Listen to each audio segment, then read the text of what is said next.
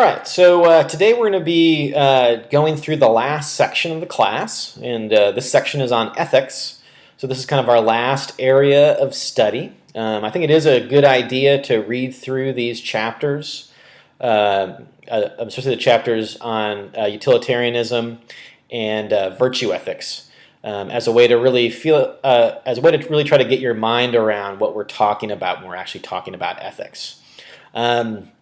What ethics is really about, or what the philosophical study of ethics about, is actually more about meta-ethics. And what meta-ethics means is that rather than talking about what's the individual decision, what's the right decision to make, meaning, so for things like should America be at war, is abortion right, should you be a Democrat or should you be a Republican. Instead, it's what is the procedure one should go through when making a moral decision, or what is kind of the best way to go about trying to decide how one should act.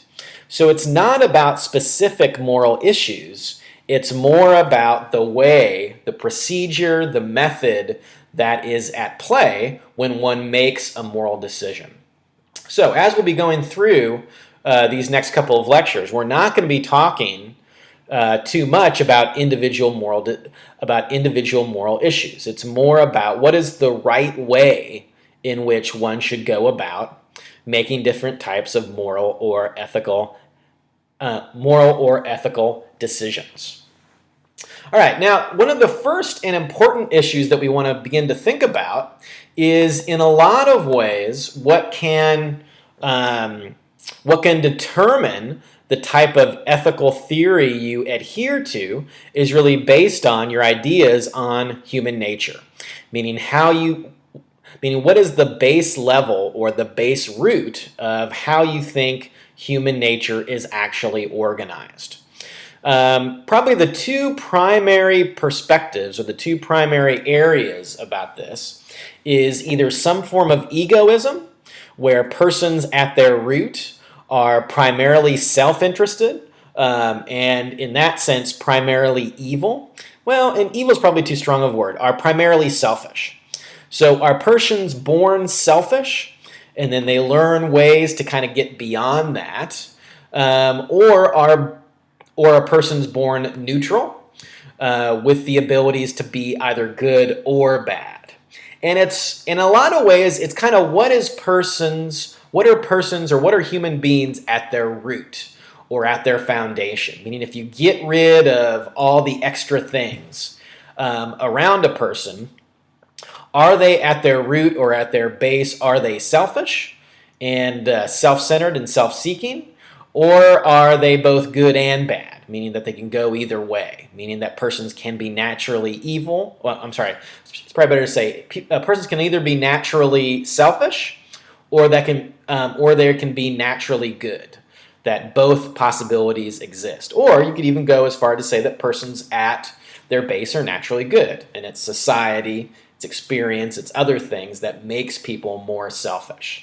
So the distinction we're talking about here is on a continuum between pure self-interest and pure other interest, and where you think persons are foundationally. I mean, what is persons at their core? Are persons naturally good or naturally selfish? So I'm going to start off with talking about a philosopher who would argue that persons are naturally selfish, or adhere to a form of egoism. This is based on the work of Thomas Hobbes, and his ideas of human natures is that persons live purely for self-interest. So egoism is this idea of persons act for their own gratification and the avoidance of harm. And thus for Hobbes, he would say that without the states, persons live in a constant fear of others. So what Hobbes is getting at is, at its base, persons are egoistic. They live purely for self-interest, and it takes society or the state to constrain that behavior. And you can remold it and remake it and make people other interested, or interested in others, but it has to be constraint put on this egoism. The base level is egoism. Now, kind of a nice illustration of a Hobbesian view comes from Lord of the Flies.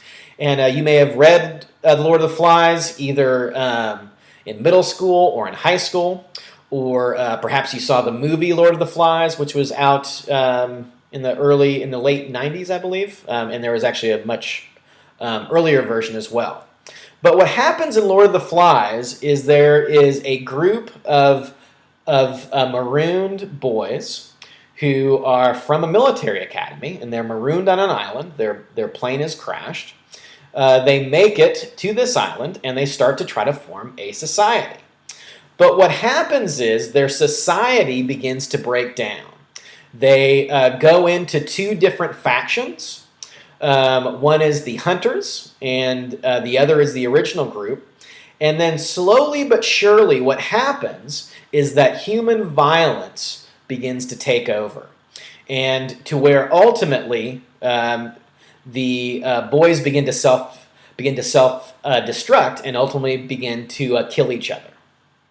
And what the Lord of the Flies really illustrates is this idea that the core of human nature is primal or savage, and that once these boys are stranded on this island, they revert to this kind of primal savagery, to where they begin hunting, and that hunting leads to other kinds of violence. They begin fighting with each other, they begin punishing one another, and they stop working together.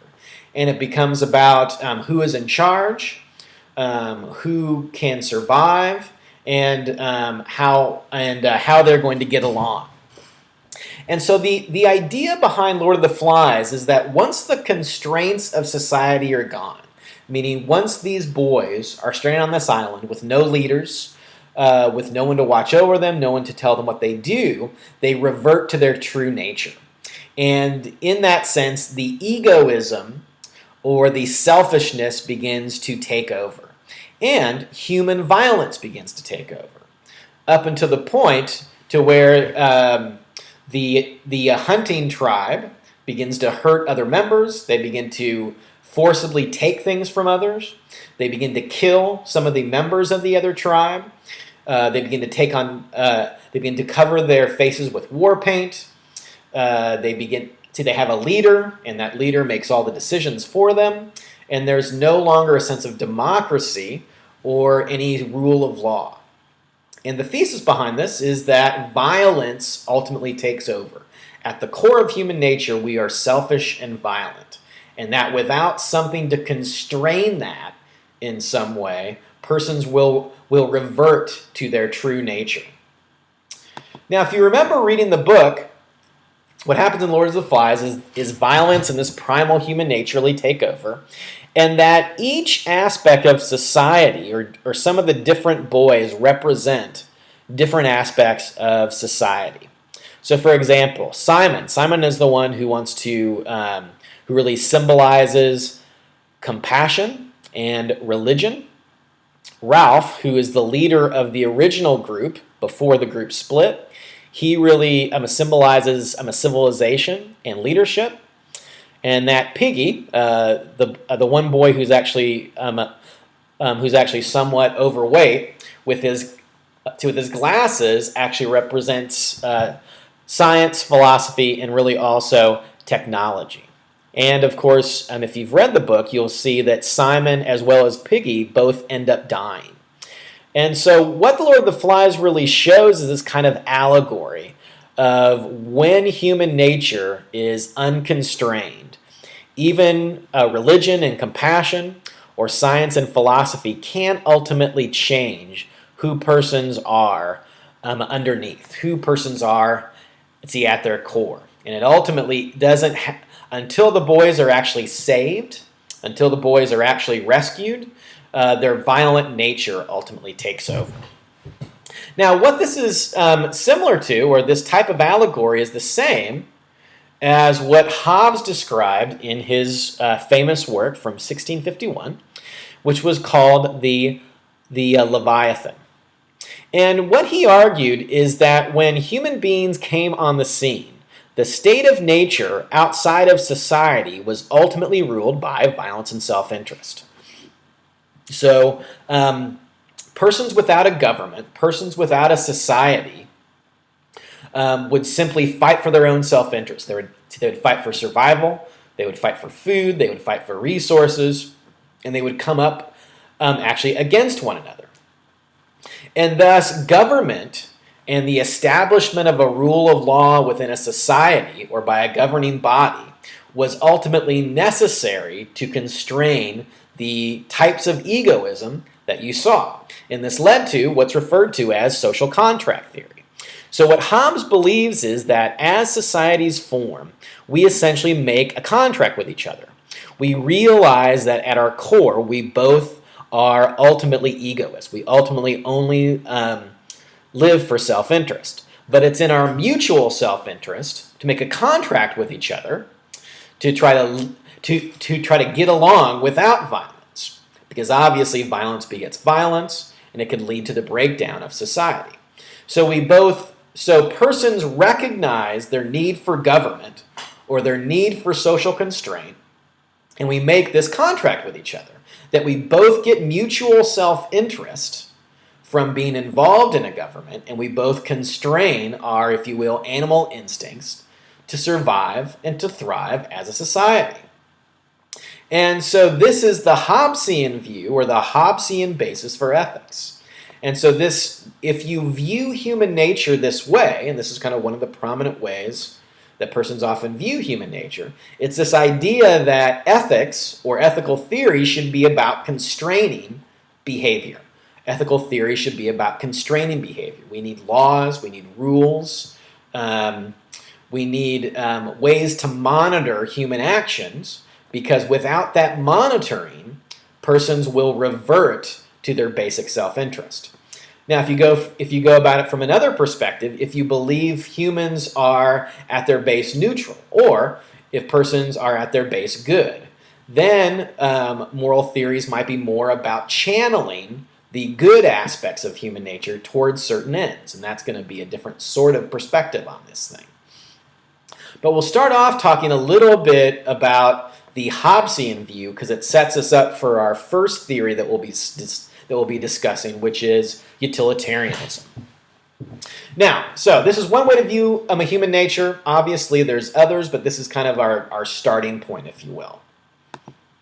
Now, as we move into ethical theories, there's three primary domains that there's three primary domains that situate us according to different ethical theories or different ethical procedures: actions, consequences, and character. Actions, consequences, and character.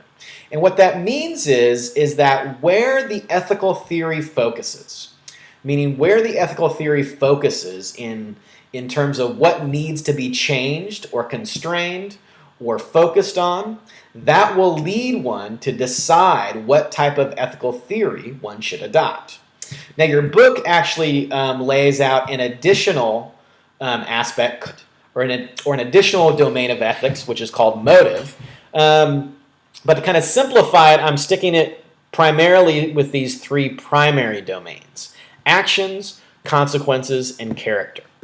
And the three ethical theories, or the three primary ethical theories that we'll be discussing, all act on these three primary domains. So for actions, if the ethical theory is focused on actions, this is typically a deontological perspective. And this comes from the work of Immanuel Kant.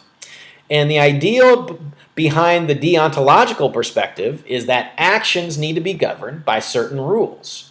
And we need to use our reason to decipher what types of universal rules or values should constrain our particular behaviors. So when you think of actions, you can think of things like the Ten Commandments. The Ten Commandments is a list of rules that is given to help constrain behavior. That is a deontological perspective on ethics. So actions, if I'm trying to develop a theory that's based on the governing of actions, it's most often associated with the work of Immanuel Kant and the deontological perspective. Second primary domain here is consequences. Now, consequences isn't as concerned with the rightness or wrongness of an action. action. It's much more about what are the consequences that come about. And the consequences are the ultimate measure of whether something is wrong or right. Of whether something is wrong or right. It's what happens. What are the effects for whatever action I take? Not whether those actions in and of themselves are inherently right or wrong. So consequences is most often associated with the utilitarian perspective. And the utilitarian perspective is associated with two primary philosophers, Jeremy Bentham and John Stuart Mill. And they would argue that it's not the actions, it's the consequences. What are the results of whatever moral theory or whatever moral law we try to establish? That is the ultimate measure of whether something is right or wrong. Finally, character. Character is associated with virtue ethics and the work of Aristotle. And the focus here is on it's about the internal being of someone, or it's about their internal habituated actions that make someone moral or not. And if you want to make someone better or make someone moral, you have to change their character. Changing the internal character is what leads people to the right sorts of behaviors. All right, so those are the three primary domains. Now I'm going to go through a little bit more in detail, or talk about each one of these in a little bit greater detail for the three primary theories we'll be going over. So Aristotle, virtue ethics, is primarily concerned with character. So what Aristotle thought is it's most important to try to develop virtues. And virtues are going to lead to the right kinds of action, which ultimately lead to the right or good sorts of consequences. So it's more important to develop virtues, which leads to the correct motive. And persons with good character will most often lead to the right sorts of action. So if a person is courageous, they will tend to do what is most courageous in different types of situations. And this is the idea that persons develop habits of morality. Moral habits become second nature, or one's character becomes second nature to them, to the extent of where they simply do what is right based on having the right sort of character. So if you want someone to act in a compassionate way, they must develop this character of compassion. Meaning if you want someone to help feed the homeless or to take good care of their children or something of that nature, it's not about trying to regulate their action. It's about forming them into having these certain types of characteristics or these certain types of virtues. And that's what leads persons to be most moral.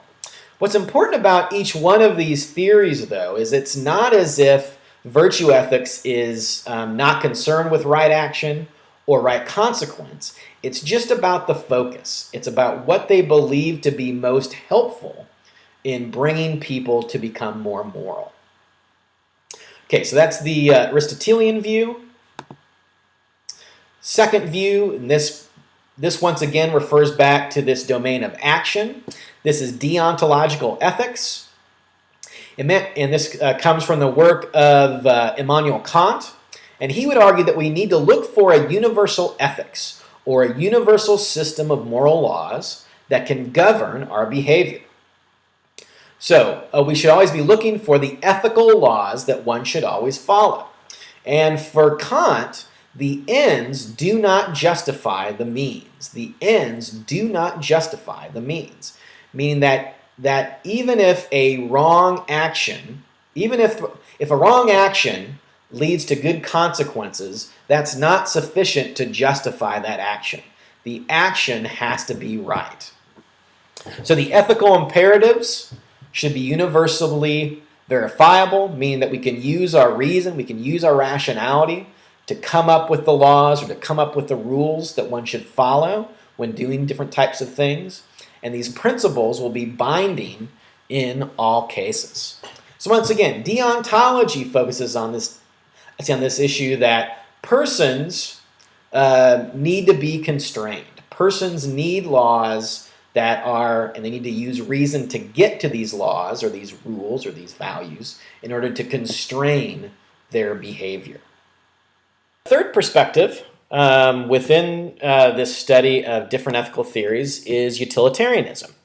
And as I was saying earlier, utilitarianism focuses on the consequences, of an action. So for the utilitarianist, the ends do justify the means. The ends do justify the means. So the utilitarian says that the result or consequence of act is the real measure of whether something is good or bad. So theories like this one that emphasize the results or consequences are typically referred to as teleological, or I'm a consequentialist. In that the idea is that we have to look at the consequences. It's not okay to have a law that's good in and of itself if it leads to bad consequences. We have to think about what's the outcome, what's going to happen, how are we going to judge something. We can only judge something based on what its consequences is and how that affects human beings as a society. All right, so now I'm going to go ahead and talk a little bit more about utilitarianism, and we'll start off talking a little bit about Jeremy Bentham and his understanding of human nature. And what he thought was that persons are really under two great masters, pain and pleasure. And what he thought is you can look at human behavior and look at humans universally, and persons are always either trying to seek out a certain amount of pleasure and trying to avoid pain. And that most things in life either produce pleasure, meaning that they are good, they're good for the person, they bring about some good for that person, or they produce pain. And that could be psychological pain, it could be physical pain, it could be some other type of suffering. And so this is really a part of all of human beings. All of human beings are subject to these two sorts of things. But of course, we can understand that the greater good we should seek is some sort of happiness, meaning that everyone wants to increase their amount of pleasure or their amount of happiness in their lives. Meaning they want to have more pleasure than pain. They want to decrease pain and increase the amount of happiness they have, or the amount of pleasure that they have. So those actions which result in the increase of happiness and decreases pain are considered to be good actions. And that is the way we judge whether or not an action is good or not. Does it increase happiness, or its ability or its amount of ability to increase happiness, and how much it diminishes or decreases pain? So those kinds of actions are said to have a certain amount of utility, a certain amount of utility. So you can see Bentham's formulation of human nature sets him up in certain ways for a certain way of understanding how ethics should be done. If it's the case that all of humanity is under these two great masters, then as individual societies, we have to think of laws, values, reasons, these sorts of things that can help to increase the amount of happiness and decrease the amount of pain. Now, there's four basic theses that come within utilitarianism. First one we've kind of already discussed to a certain extent, the idea of consequentialism. This is the idea that the rightness of an action is determined solely by its consequences. So consequences are what allow us to judge an action as right or wrong, or good or bad. Hedonism is this idea of the utility is the degree to which an act produces pleasure. So Bentham really unapologetically goes for this idea that pleasure is good, happiness is good. So hedonism is the thesis that pleasure is the good that we should all seek, or happiness is the good that we should all seek. Maximalism is this thesis that a right action produces the greatest good consequences and the least bad, meaning that we're looking for things that maximize pleasure or maximize different forms of hedonism and decrease the amount of pain. And then universalism, and this is a really important aspect of utilitarianism. Utilitarianism is not about individual hedonism. Utilitarianism is not about individual hedonism, meaning that it's not about individuals getting the most amount or getting the most pleasure and the least amount pain. For the universalist thesis of utilitarianism, the consequences must be considered for those of everyone and everyone equally. So this isn't an individual form of hedonism. This is a universal form of hedonism, meaning we're trying to increase the amount of happiness or the amount of pleasure for the most amount of people. Meaning we want the most amount of people to experience some amount of pleasure and the least amount to experience pain. We want to increase and make more and more possible more and more persons to experience pleasure and to decrease the amount of pain that people have to experience. And if you think about it, utilitarianism is really one of the bedrocks, or at least one of the primary ways in which ethical decision-making is made within the United States. Because it's the case that as a society, and especially if you think about this in terms of freedom, we are trying to set up laws that give the most amount of freedom to the most amount of people and trying to decrease those laws that take away from the freedom of others. For example, if you think about, within America and the freedom of religion, the reason why we have laws set up for freedom of religion is we want to increase the amount of people who are free to choose to follow whatever religion they would like to. So what we're doing is we're balancing the consequences, we're balancing the utility of a particular individual's ability to freely practice whatever religion they would like. And we're trying to do that so that the most amount of people can practice whatever faith that they want.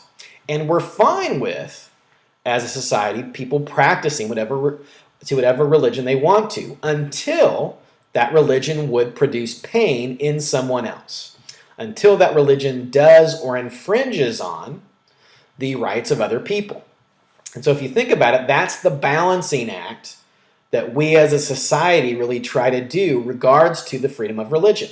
We want to increase the freedom that people have to practice whatever religion that they want, because we believe that's a moral good or a type of utility, and that increases happiness for a larger and larger group of people, until your religious beliefs impinge on someone else, until those beliefs cause pain for someone else. And so our society is really in a constant battle of trying to balance these two things. Such as there's certain things you could believe that have or could have an effect on someone else. If your beliefs don't have an effect on anyone else, then you're free to practice it. And we want you to practice those things, as long as it doesn't impinge on or cause pain for someone else. And this is the way it is with a lot of different laws we have within the United States, because we want to increase freedom, because we believe that freedom has utility and is a type of good and has good sorts of consequences, as long as your freedoms don't impinge on someone else's freedom or someone else's rights or cause pain for someone else. And that's the balancing act that we try to do as a society for a lot of different sorts of values, laws, and rules. All right, so the way in which we decide what types of things are good or bad for a society is based on what's called Jeremy Bentham's hedonic calculus. Hedonic calculus. And this is the idea that we can kind of weigh things based on how much pleasure or pain they actually produce. So in determining the quality of happiness that might be produced by an action, we evaluate the possible consequences by several different values. We can look at the intensity of the happiness, the duration, or the extent, how long it lasts, the certainty that it's going to happen, or the uncertainty. And in a sense, with the hedonic calculus, what we do is we can assign certain pluses or minuses to different sorts of potential actions. So the idea is it's almost like a pros and cons list. The hedonic calculus functions as a type of pros and cons list, meaning that we can assign different potential consequences values based on how much it makes or increases happiness and pleasure, and based on how much pain it causes in other people. And that's the way we decide. It's kind of like a large scale. It's like a large balancing scale. And we want that scale to tip in favor of the most amount of people experiencing pleasure and pain and the least amount of people experiencing some sort of pain. I'm sorry, we want to increase the amount of pleasure and happiness most people have. We want those scales to dip in that direction. And I think for utilitarianists, they would ultimately see that there's going to be a certain amount of pain. You cannot completely erase pain or erase things that people don't like, but I can try to find a way to try to balance that to where more people are on the good side, if you will, or the happiness side, than the bad side. And so for the hedonic calculus, the idea is I can assign different values based on what happens, either as plus or minuses. Pluses are things that lead to happiness and pleasure. Minuses are things that lead to pain or that take away from someone's personal freedom or something like that. And that's the way, at least for the utilitarian, that's the way I should go about making up different laws or making up different sorts of societal values. Okay, now, so when we turn to the work of John Stuart Mill, we'll see that Mill wants to make certain types of adjustments to utilitarianism. He wants to say that we need to be a little bit more thoughtful in ways in which we assign happiness and pain, or happiness and pleasure versus pain. So Mill argues that we must consider not just the quality, Mill argues that we must consider the quality of the happiness, what kind of happiness it is, not merely the quantity. So he's trying to say that not all kinds of pleasure and happiness is really equal. That there's certain kinds of pleasure, you can gain pleasure from certain things, and there's a better quality to it. It has a certain value that differentiates it from other things. So for example, I might get a lot of pleasure out of eating food, or there might be a certain food that I really like to eat. But that's very different. It's a different kind of pleasure than the pleasure one gets from, say, playing music or doing a piece or doing an artwork piece or something like that. There's a different kind of pleasure. There's lower level pleasures and there's higher level pleasures. And so when we're doing the hedonic calculus, certain things will have extra pluses or should be valued more than others. So it's about the kind or type of happiness or pleasure that we sought. And so Mill's trying to make this contention that not all pleasures or forms of happiness is created equal. There's a different level or different values. So for Mill, he would argue that we need to emphasize what he would call higher order pleasures. Higher order pleasures.